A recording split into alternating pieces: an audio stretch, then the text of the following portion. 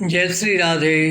रामधारी गुप्ता, खंड 2, प्रतिलेखन संख्या 146, गति 120 शब्द प्रति मिनट।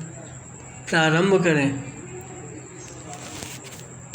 अध्यक्ष महोदय, कांग्रेसी स्वयंसेवकों के लिए उन्होंने आचरण के नियम बताते हुए कहा कि किसी सत्याग्रही के मन में शत्रु के प्रति किसी प्रकार की दुर्भावना नहीं होनी चाहिए। उसे अपने ऊपर किए जाने वाले हमले का जवाब हमले से नहीं देना है और न किसी भयवश मारपीट को सहन करना है। सत्याग्रही का नैतिक बल इतना ऊंचा होना चाहिए कि वह मारपीट या अपमान को साहस और गर्मा के साथ सहन करे।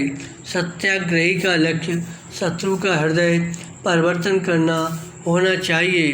संसार के सबसे शक्तिशाली साम्राज्य के विरुद्ध लड़ने वाले नेता द्वारा अपने अनुयायियों पर इस प्रकार का नैतिक अनुशासन लागू करने की घटना इतिहास में बेजोड़ है। विराम। स्मरण रहे कि गांधी जी मात्र एक राजनीतिक नेता ही नहीं थे, उससे भी बढ़कर वह एक आध्यात्मिक नेता थे। विराम। गांधी जी ही कह सकते थे, कभी कभी प्रेम की मांग होती है कि सब इन्हें अवज्ञा की जाए। आत्मा को नष्ट कर देने वाली हिंसा की गर्मी से बचने का एकमात्र उपाय सब इन्हें अवज्ञा ही होता है। गांधी जी के साथियों को शायद ऐसा लगता रहा हो कि जिस राजनीतिक लक्ष्य के लिए वे संघर्ष कर रहे हैं, उसके साथ गांधी जी की राजनीतिक रणनीति का मेल नहीं बैठता। एक राजनीतिक नेता का यह संतों जैसा रवैया देखकर कभी कभी कुछ कांग्रेसी लोग दबी जबान से उनकी खिल्ली भी उड़ाते थे। इस लेखक और युगांतर पार्टी के उसके साथियों के मन में गांधी जी के सिद्धांतों के प्रति पूरी श्रद्धा नहीं थी। विराम। अगस्त 1938 तक उन्हें ऐसा लगता रहा, लेकिन इसके बाद उन्होंने भी घोषणा की कि भारत की आज़ादी के लिए कांग्रेस के अलावा और कोई दूसरी पार्टी या मंच नहीं होना चाहिए। द्वितीय महायुद्ध के दौरान गांधी जी के नेतृत्व में संदेह रखने वालों का संदेह दूर हो गया।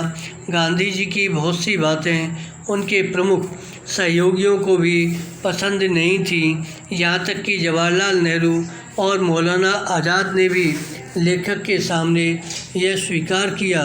नेहरू जी के शब्द थे, गांधी जी के अंदर भारतीय जनता के मन को पढ़ सकने की अलौकिक क्षमता है। भारत की जनता को केवल वही आंदोलित कर सकते हैं, भले ही हम उनकी बहुत सी बातों को पसंद न करते हों। विराम। पैरा। यहाँ इसी संदर्भ में एक और बात बता दें। 1930 प्रथम 3.5 महीनों के दौरान गांधी जी ने अनेक वक्तव्य दिए, बहुत से लेख लिखे और अपनी प्रार्थना सभाओं में हजारों आदमियों को संबोधित किया। इसमें उन्होंने सत्याग्रहियों के नैतिक गुणों और अनुशासन पर तो जोर दिया ही, साथ ही आर्थिक मसलों को भी पूरा महत्व दिया। कमर तोड़ लगान, नमक कर, खर्चीला प्रशासन तंत्र, राज्य संरक्षण में किया जाने वाला ब्रिटिश माल का आयात और भारत के गांवों में रहने वाली करोड़ों जनता के दुखों की चर्चा करते हुए वह भारत को आज़ाद कराने की ज़रूरत बताते थे। धन्यवाद।